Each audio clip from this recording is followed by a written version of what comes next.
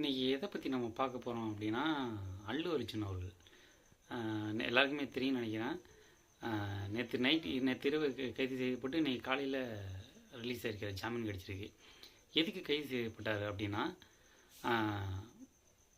புஷ்பா 2 படத்துடைய சிறப்பு காட்சி நடைபெற்றது. அந்த சிறப்பு காட்சியில் எந்த ஒரு போலீஸ் பர்மிஷனும் வாங்காமல் போயிட்டு நின்றுருக்காரு. அதில் கிட்டத்தட்ட லட்சக்கணக்கான பேர் கூடினதில் ரேவதி அப்படிங்கிற ஒரு பெண் இறந்துருக்காங்க. கூட்ட நெரிசலில் இறந்துருக்காங்க. அவங்களுடைய அவங்க குழந்தையும் பாதிக்கப்பட்டிருக்காங்க.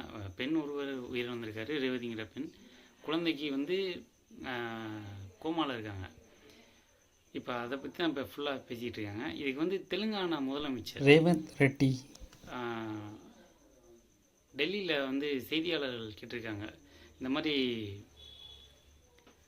அல்லு அர்ஜுன் அவர்கள் கைது செஞ்சீங்களே ஏன் அப்படின்னு சொல்லி பல கேள்விகள் கேட்கும்போது அவருக்கு சொல்லியிருக்காரு, இதே நியூஸ் எல்லாருமே என்கிட்ட கேட்குறீங்க.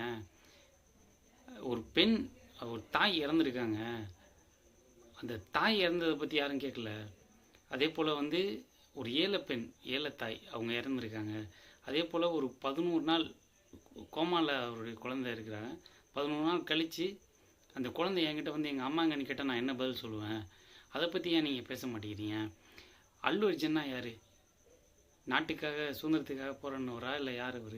அவர் ஒரு நடிகர். அவர் நடித்தார், அவர் பணம் வரும், வராமல் கூட போகும். அதனால மக்களுக்கு என்ன அப்படிங்கிற ஒரு விஷயத்தை அவர் அழுத்த நிறுத்தமாக பதிவு பண்ணியிருக்காரு. அதே போல் ஒரு நடிகன் பின்னால் நீங்கள் எதுன்றீங்க, ஏன் ஒரு பெண் இறந்ததை யாருமே விமர்சனம் பண்ணல அப்படிங்கிற ஒரு விஷயத்தையும் அவர் சொல்லியிருக்காரு. இதை பற்றி நீங்கள் என்ன நினைக்கிறீங்க?